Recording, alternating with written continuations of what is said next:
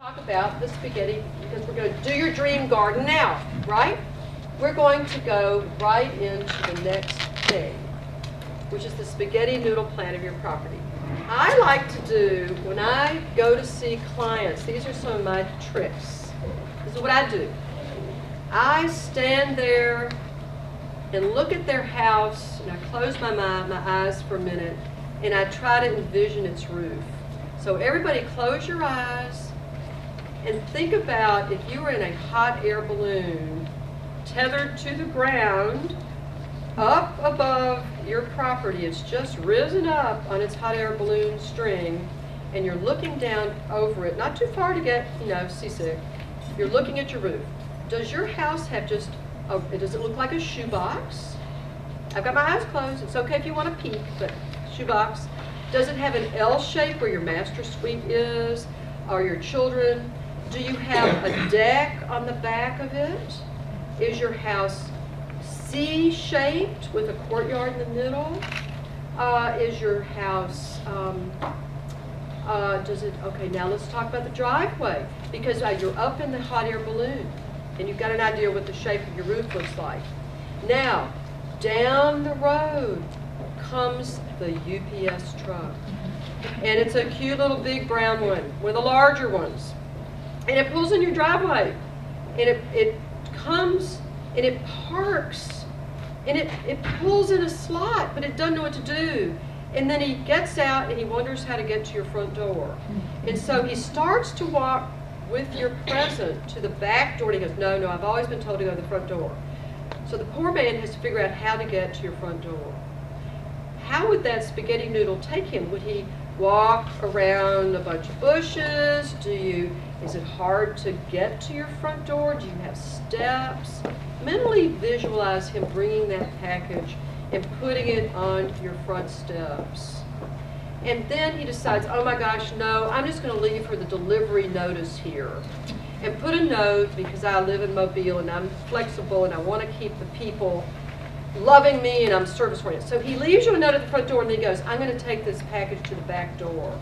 So then he walks back to his UPS truck, which is wedged into your driveway.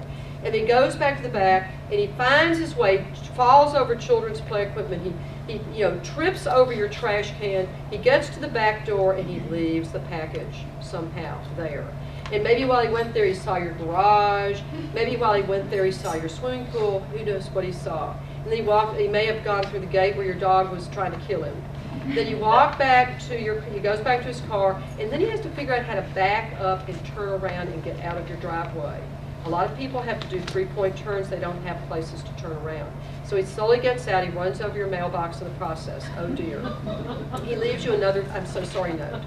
Okay, then my eyes are still closed. So y'all were still watching this from our hot air balloon going, oh my God, do I sue UPS or do I thank him for putting my dog back in and putting the package on the back? All right. So now you're going to pull yourself back down to the ground. You're in your hot air balloon. You're going to get to the ground, you tether yourself, and you're dying to know what's in that package. So you look at your garden, okay, open your eyes. You look at your garden with fresh eyes. You run around, first you go and you read the note, and you go, oh, that's great, it's at the back door. Oh, I already knew that. I watched him do it. So run through the front door, and as you go to the back, you see this vista of your garden through your whatever, and you're seeing a little differently now because you realize that you have outward-looking views, you have axes, and then you go to your kitchen and you go, okay, the package is by the back door, so you get to the back door, you open it up, get the package, you bring it in. Now close your eyes one more time. You're going to open that package, unwrap it somehow. Open that package and look into it. What color do you see? Write that color down right now. What color do you see in that package? What color? You didn't write it down. Okay, you didn't see a color, okay. This color thing is real important. And I don't know why, but it's real important.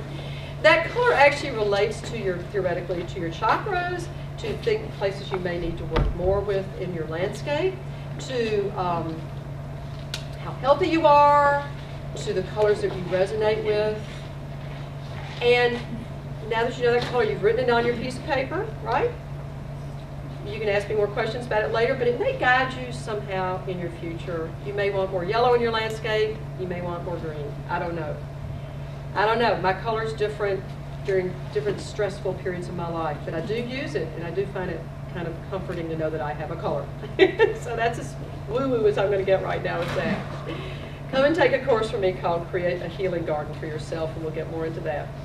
Now, I would like for you, because we've got this 5 minutes that's up, to just turn to your piece of paper. I'd like for you to draw a line at the bottom that says road, just one line, road. Then there's going to be a driveway that comes off to the left or the right. I don't know which side of the property you come in on. I want you to do a box, a rectangle in the middle of the paper. Maybe that rectangle has like a little L shape. Maybe that little rectangle is, you do the shape you saw from your hot air balloon.